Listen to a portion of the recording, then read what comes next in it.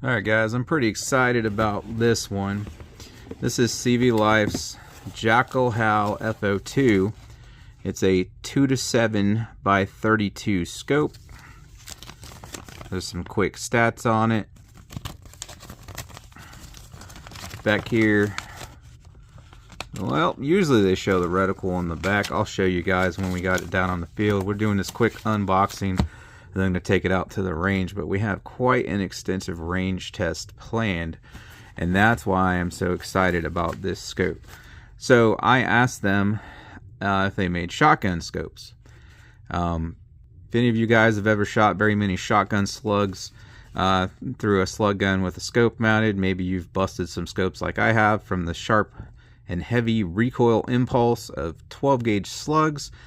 Usually shotgun scopes, ones that are actually dedicated for shotgun slug use so that they can survive and handle the abuse. All the ones with the higher reviews are usually pretty expensive. I mean, not like competition rifle scope expensive, but you know, they're usually several $100s. And then so you know, if you come down to the $200 or $300 range, usually it's, you know, kind of mixed reviews where people are still managing to break them sometimes, I guess, or they're not holding zero and whatnot. So I asked them if they made a shotgun scope. They said no, but we believe this will be just fine on your shotgun shooting shotgun slugs. So that's what I'm going to test out, and I'm actually going to put a ton of slugs through this thing. I don't want to say the exact amount yet in case it changes for some reason, but I was planning on getting close to 100 slugs to see if it'll hold zero, like a real good thorough test. That's probably what I'm going to do, but we're going to get at least 50 slugs down the pipe. I'm aiming for closer to 100. Really put this thing through the paces, because for the price, if this thing can handle 12 gauge slugs all day long, that's going to be freaking amazing. And then I found a gem of a shotgun scope for well under $100, if so. So that is the purpose of this video.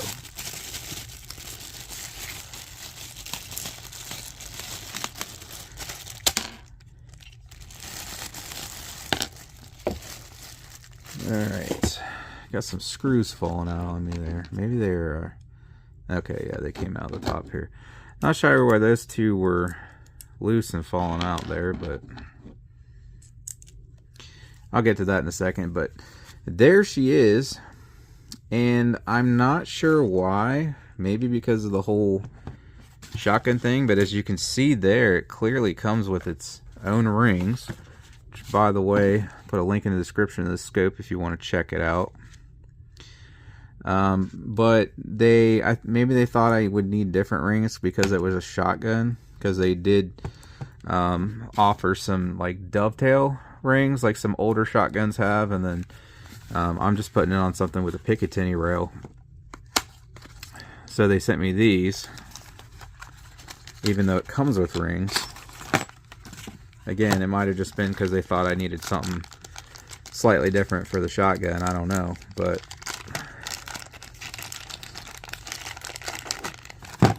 there's those. They do appear a little more robust, so. And it could be just, I don't know, is it a different height?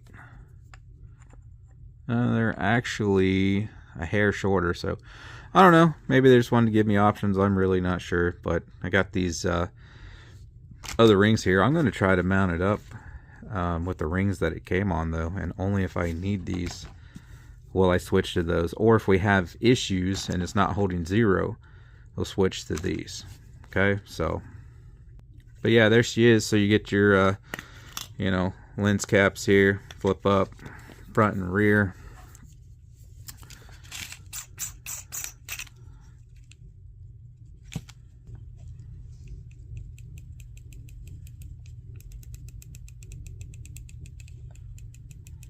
Okay, so very audible clicks. It looks like it's re-zeroable, possibly. Try the other side here. Get this cap back on. Gotta get this thing lined up. Hang on. Well, This cap's a little rough. I don't want to force it back on there. There we go. I was pushing too hard. It didn't want to line up for some reason. And there's the other side.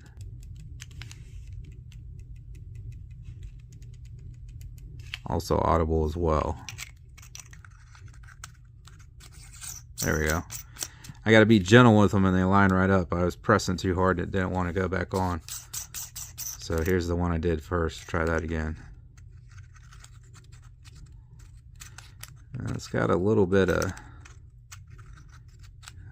There we go. It's got a little bit of play. It takes me a second to get it lined up there. So there's your magnification, 2 to 7. When we have it down on the field... Oh, that's nice and smooth. We have a diopter. Let's see. Yes, we do. So we got a diopter on the rear here. Fast focus eyepiece there. But when I get it down on the field, I'll give you some view through the scope there, so you guys can see what the reticle looks like on minimum and maximum magnification there, so you can see what it looks like, and clarity and field of view and all that. So that's enough rambling on there. Let's get this guy down to the range and put it through its paces on that shotgun.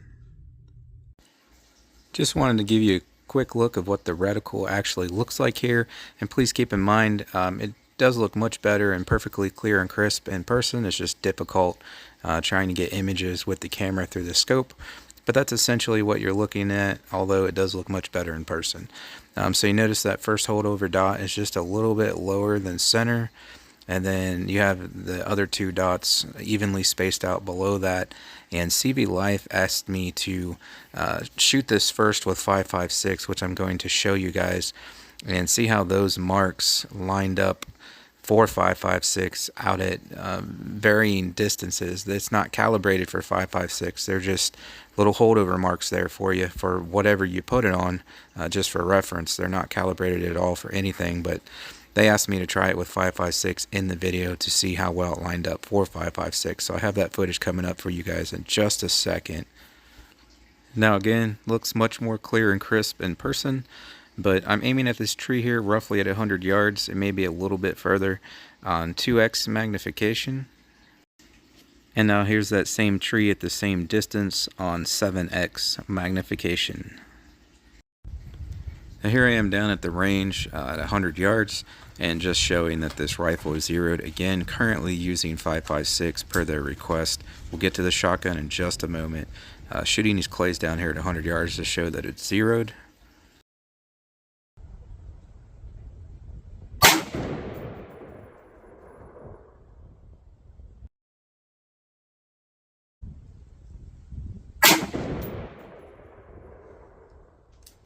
So now I'm shooting 200 yards out here at my 16-inch steel gong.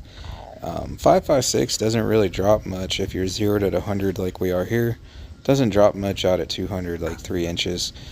So I found that first holdover mark is going to be pretty close to dead on for about 250 yards with a 5.56. It would be too high for 200 here, and it would be too low for 300, so it seems to line up at about 250.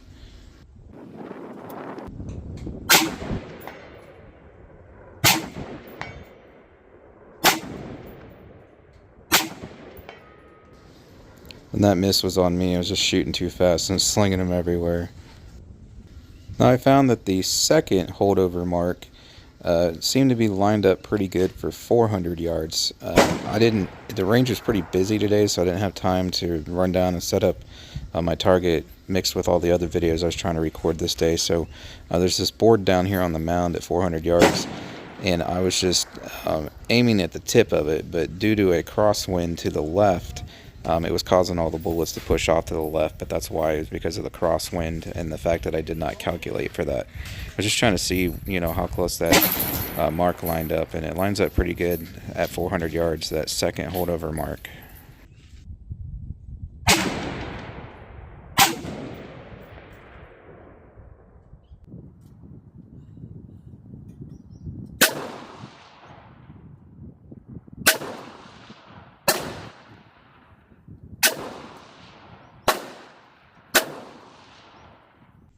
Alright, here we are mounted up on the old 12 gauge. I would have either just shown you guys or coming up right now a little test with the 5.56 first. But now we're down here on the private range. I got her zeroed in, so we are ready to put this thing through the paces. And so far, so good. I've went through an entire box of these so far. So we're 15 rounds in, and so far, so good. And we got a bunch more to test. I intend on putting 100 through there. And actually, we have an extra 3 Winchesters I just put through it. Because these aren't shooting too great for me. We'll go over that in a sec. But these are full power loads. It's a 1-ounce slug at 1,600 feet per second. And I actually shoot the Brennicky slugs. I thought that was pretty cool. If you want to see the review video on these, I'll put a link in the description for that if you want to. Well, I guess you're going to kind of see how they shoot today, but I'll throw it up in there anyways. Shouldn't be too long of a video. So, got her zeroed down here at 50 yards. And, well, I guess that's the Winchesters I just took. But we're getting about with those slugs, we're getting about a 6-inch group, unfortunately. Down there at 50 yards, and it's stringing them left and right by 6 inches. The up and down is pretty consistent. So basically what I'm gonna do is I'm just gonna keep aiming at the same spot and keep shooting. And the idea is I'm just gonna put, like I said, 100 slugs to this thing and see if it holds 0. Now I will take some breaks here and there, that way the barrel doesn't get too hot, but I don't have all day to sit here and cool down every 3 to 5 slugs for 100 slugs. So you probably will see the group start to largen. I don't know if largen's even a word. Enlarge, there we go. A little larger over time due to the barrel heating up some. And then also probably my shoulder is probably going to start giving out at some point. But as long as we're maintaining the same basic group down there, you know, albeit allowing for a little bit of shift up, down, left, right, and what have you, then that should tell us the scope's doing what it's supposed to do. And I got a few more of those Winchesters, so if there's anything left of my shoulder when we're done, you can see that group right there with the Winchesters. So when I'm done, I'll try to print another group with those Winchesters, because they're shooting a lot tighter for me. You know, I didn't want to spend $1 a shot to do this review video and spend more money on slugs than what the scope costs. So that's why I got a bunch of these cheap slugs for this test. But if I can manage it, if my shoulder is not completely jello at the end, we'll try to shoot another tighter group down there with the Winchesters. But anyways, let me get started here, and I'll go ahead and start sending these down, and you see what kind of group it's printing with these cheapo slugs.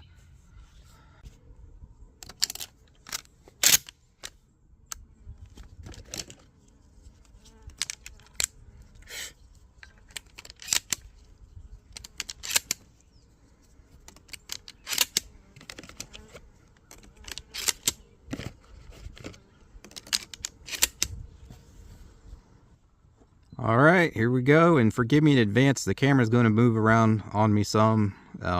Need a new camera holder. This one's wore out pretty good, so it's got some play in it. It likes to turn on me with the recoil. Big thanks to John at Boomstick Revenge for the range time in this video.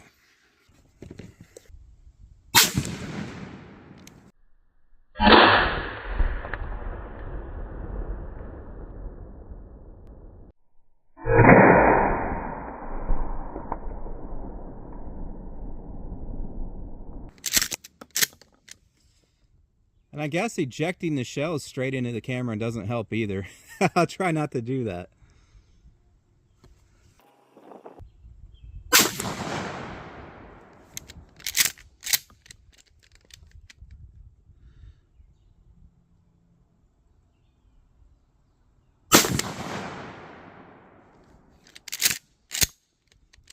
Wow, that's the best group I've got so far with those. In the review video, we had pretty consistent 6-inch wide strings left and right, kind of like what you see there, except for about twice that size. So keep going here. It looks like I need to make a slight adjustment. It was averaging left, so before I started this video, I gave it some clicks to the right, and apparently I went too far there. But I mean, you can see those big old 12 gauge holes. So we'll keep going here. I might make a slight adjustment after a second.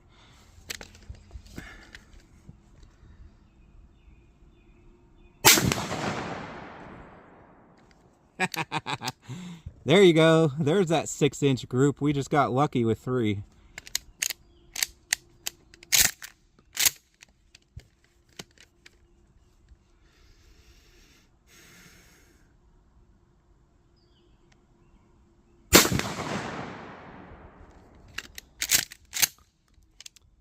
Wow, okay. That's the first one I got to drop low.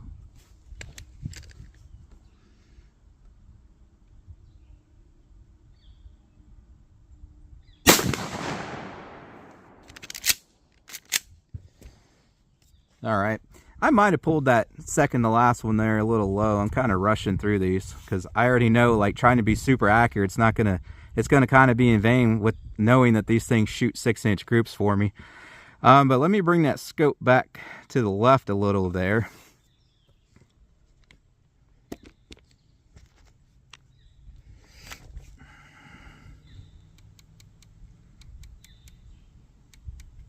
It's going to seem like it moved it way too much, but it's just because of the horrible grouping of these slugs. You'll see if you stay tuned.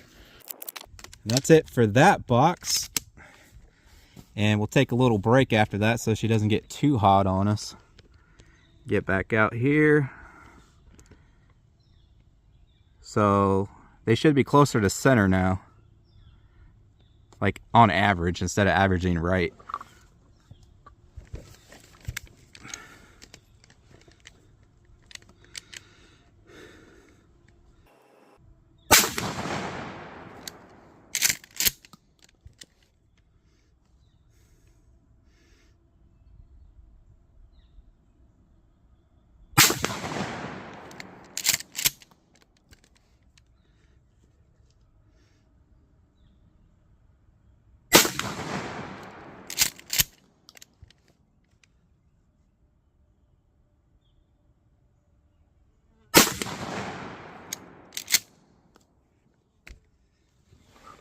All right, so I think I got that shooting more centralized now, so I'll let it cool down. I'm gonna go ahead and hang up a fresh target. We won't touch the scope anymore. That way we can see it start cutting a giant hole out of the center there. But basically, we're roughly zeroed for right here, and it's going to be slinging them left and right mostly. It looks like I'm getting some up and down variance, but basically, as long as we kind of just stay here in the center, assuming that's where it's zeroed for right now, we'll see the pattern start, you know, again, punching out a giant pattern down there here soon. And then I will try again. I don't know how well off I'll be clear at the end of this. I'm 30 slugs in now between the scope or the slug review video and now these. Well, I guess 33 with those extra 3 Winchesters I already shot. But knowing that the Winchesters shoot better, I'll try to print a little 3-shot group with the Winchesters at the end, and as long as those still group good, I mean, if anything, maybe some sort of extra verification. But like I said, if we just maintain this general area here, then that should mean that the scope's holding 0 for us. It's just this thing is not too accurate with these slugs. Like I said, it shoots the Winchesters at least twice as good, but I don't have 100 Winchesters because that'd be $100. I bought 150 of these for this video. I'm surprised that thing's already cooled back down. At least out here in this overcast, you see those gray clouds there, and it's like, I don't know, 70 degrees, maybe upper 60s. Yeah, it's almost, I would say, cold. It's definitely no more than ambient temperature, so thankfully I don't have to wait too long for that barrel to cool back down. All right, here we go again, and I'm intentionally keeping that target a little off to the left side there, because if the camera's going to move on me, it's going to move to the left, so hopefully it'll keep it in frame the whole time.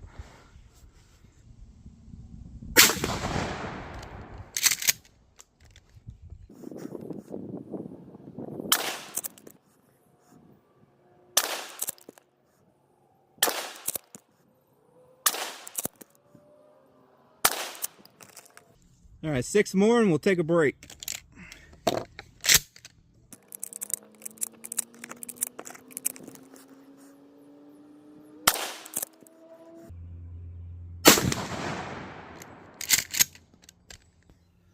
John, I am sorry. I did not realize until editing. It looks like I hit the leg of your target back there, bud. I pulled that one just a little bit, so It was a little more low left, if that's the shot I think it was, because of me there.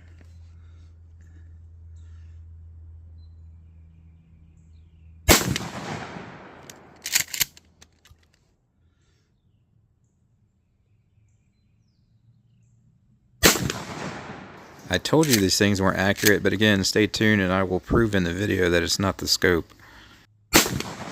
Again, my Winchesters are much more accurate, but I could not afford to shoot 100 of the Winchesters. Alright, going out of focus too. Well, it stayed pretty steady there. I'll keep it centralized after this. That second to last one that went super low there, I think it was a pretty decent release on my end. That barrel's getting pretty hot. I was tapping it with the tip of my finger and it's starting to burn my fingers, so that could be why it's starting to throw them more.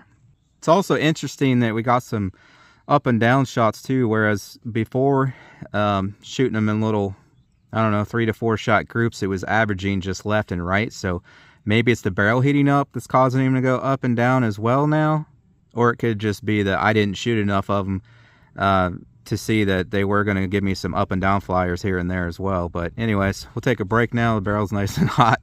And again, as I said in the beginning of the video, your accuracy is going to start suffering when that barrel gets hot. So, but you can see in general, like I said, it's pretty much averaging, you know, dead center there. So if the scope was, you know, getting knocked loose or broken or messing up or anything like that, you're going to see it's going to start slinging them off that paper. So far we are good. Also, I think from here on out, so this video doesn't drag on forever and so you guys aren't bored to death, I'm probably just going to fast forward through these shots. Like, I'm going to show you the shots, but it'll be sped up. The other thing too, it just occurred to me to check all, I meant to check all this more often, but everything still seems tight. I did put thread lock in my base because I've had the bases come loose before. So last night I put thread lock and installed that rail there, the scope base, and so that should be good. And I'm not seeing anything on the scope come loose. I'm going to keep checking that periodically to make sure it stays tight there. I do not have this or this Loctited, which you should. With something with this higher recoil, I've had it happen before where these start to back out and you start missing and you're like, what the heck? And it's because these screws start getting loose. So something high recoil, definitely get some thread locker on there, you know, Loctite, something like that. But I'll be keeping an eye on that. Also, the other thing with this having a removable choke, I got to check my choke periodically to make sure it's not coming loose, because it does start coming loose, it'll start throwing your slugs everywhere. And she's still tight. And as you can imagine, especially with this barrel getting hot and sending more and more slugs down the pipe there, you are going to get a lot of crap build up in the barrel there. So that could cause some further accuracy issues, as well as potentially point of impact shift. But so far, it seems like we're good.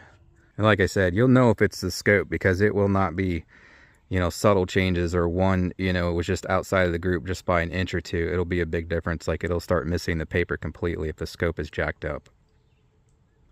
And yeah, that's crazy. While I've been yammering on here, this thing's pretty much already cooled down. It's just like, it's warm. I wouldn't even be close to hot. It's like warm. And it's only been like 5 minutes. I've pretty much been recording and yapping the whole time. So we're practically ready to go again. It does not take long at all for that thing to cool down with the chamber open and without it, you know, being in direct sunlight and all that. And it's nice and cool out today. So let's go ahead and get loaded up and go at it again. We'll do another 12 and then stop and let her cool down for 5 minutes again. And I'll, like I said, I'll fast forward through these so you guys don't have to endure all this at regular speed.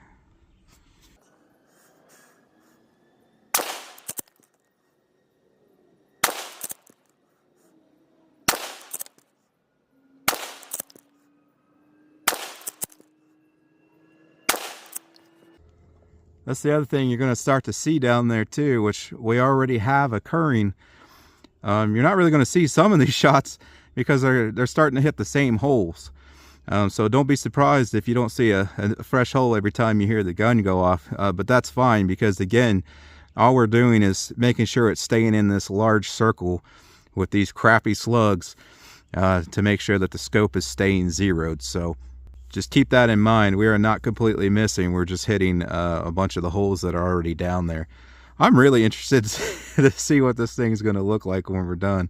It's going to have like a giant hole in the center.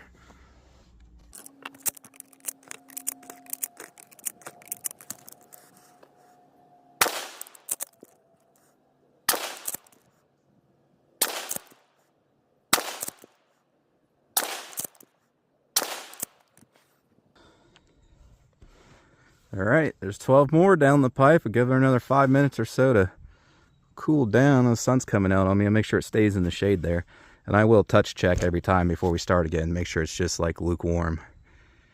But so far, so good. Getting ready to get started here with another 12. But I got to say, I'm surprised / impressed. I was wondering if these scope caps were going to fly off or have the little, you know, flippy part there break off under all this recoil, and so far they're hanging in there.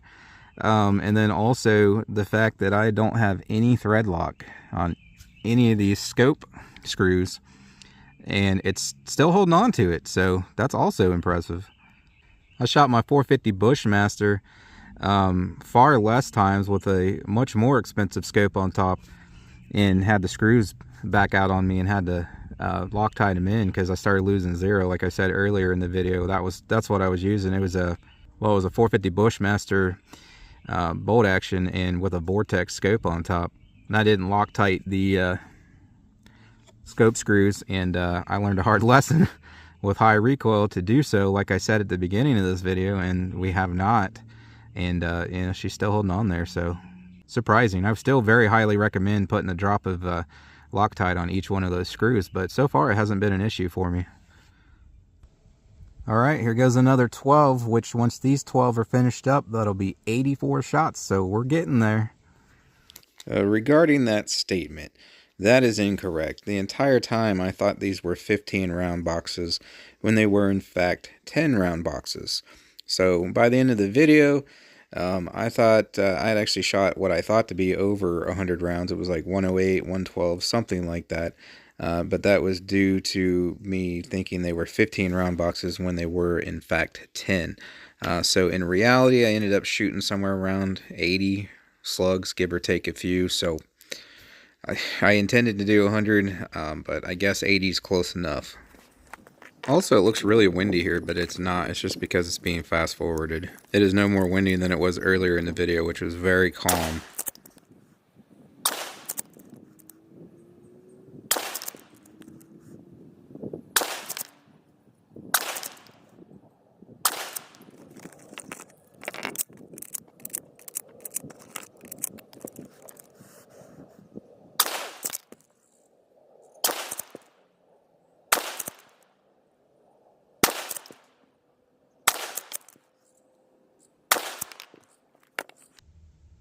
Let's see what my shoulder looks like so far.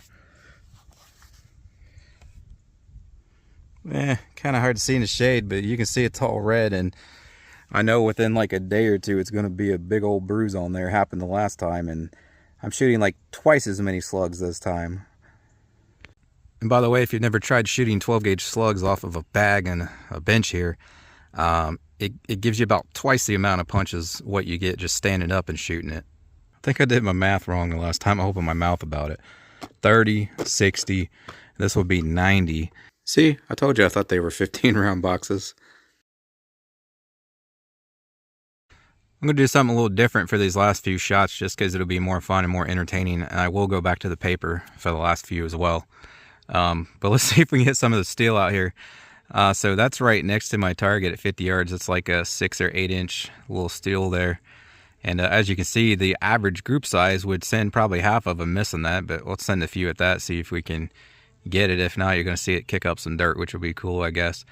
And then back there, the half scale silhouette, which it's at 75 yards, but as you can see with the distance, even though it is a wider target, it's not appearing any wider. And so we're probably going to have a lot of misses on that, but we'll see if I can hit it once or twice.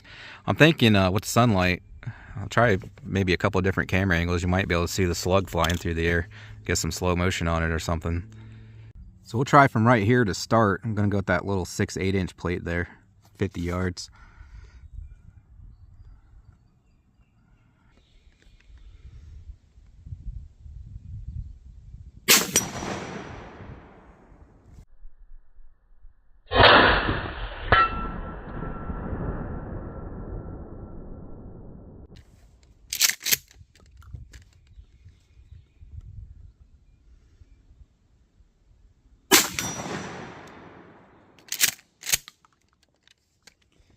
There, we got lucky on those two. All right, let's try that half scale silhouette behind it at 75.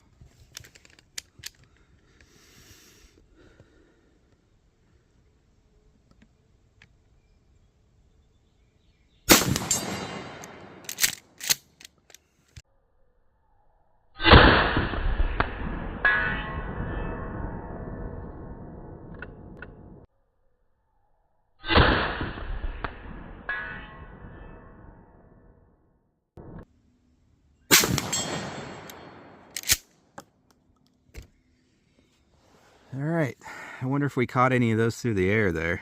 I might have to like zoom out more. I really want to try to get like a slow-mo. Let's try it a little zoomed out there. I might catch it.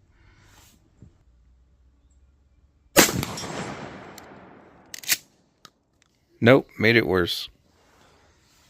Man, those get there pretty fast. They must be more aerodynamic than the standard Foster type slugs I'm used to shooting. But I'm surprised we hit those without missing any. We have a slight breeze now, probably 5 miles an hour. I'm not sure if that'll shift my point of impact down there or not.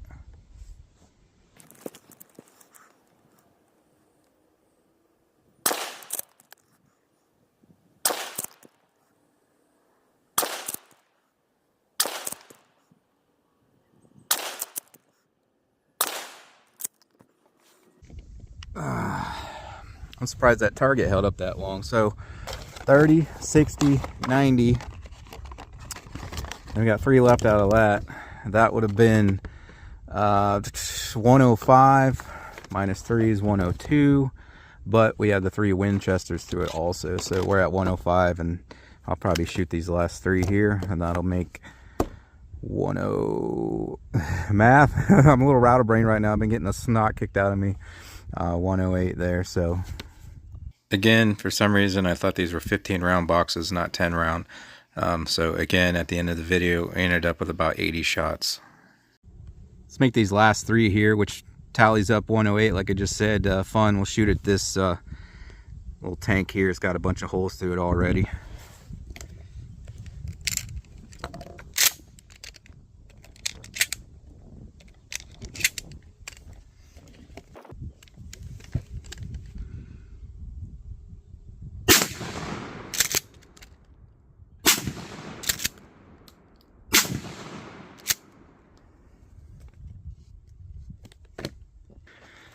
But there you go.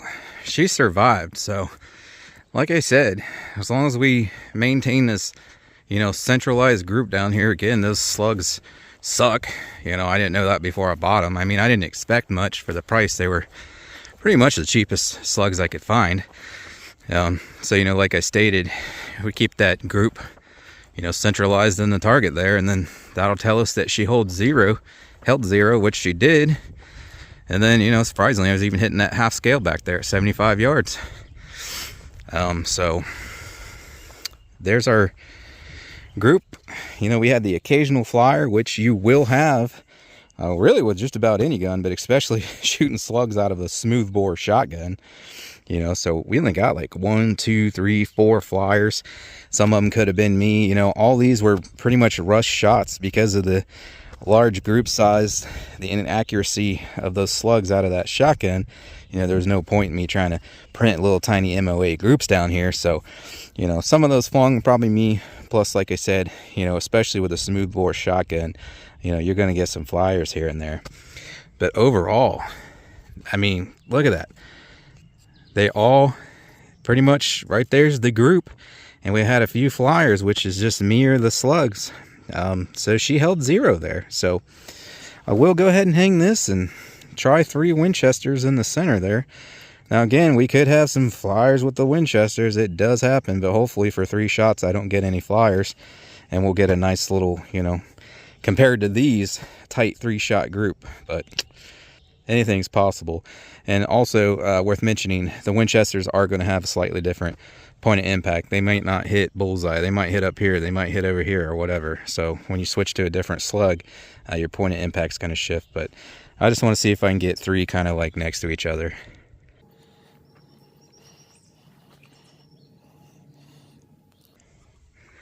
Just thought you guys might find it interesting.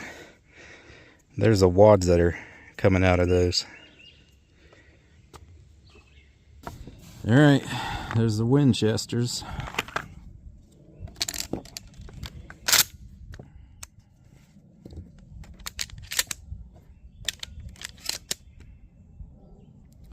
Barrel's cool.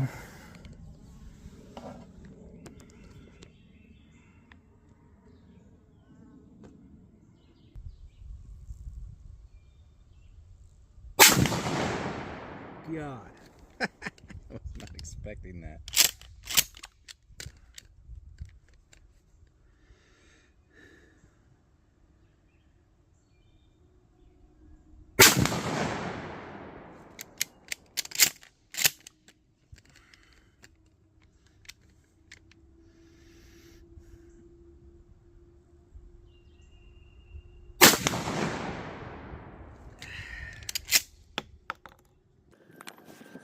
All right, so there's your three of the Winchester pretty close together, so you know it's not flinging them. And if you go and check out the slug review video, the review video of these slugs where it was just about the slugs and not the scope, I did the same thing with the Winchesters and that, and that's about the group we got out there at 50. It's pretty dang close. So you know I could keep shooting and you know it'd start to open up a little bit, but you know, again, those Winchesters, they group a lot better than what we were just shooting for 100 rounds. And, you know, still grouping them tight. So, well, tighter than those other slugs anyways. Again, a smooth bore shotgun with the receiver mounted scope there. And you got the barrel wiggling around on you with every single shot because it's just held on by that one little thumb nut up there. You know, these things aren't very accurate, so... but yeah, it's grouping the Winchesters like it should, just like it did in the previous video. So there you have it, guys. I finally found a budget shotgun scope that will survive.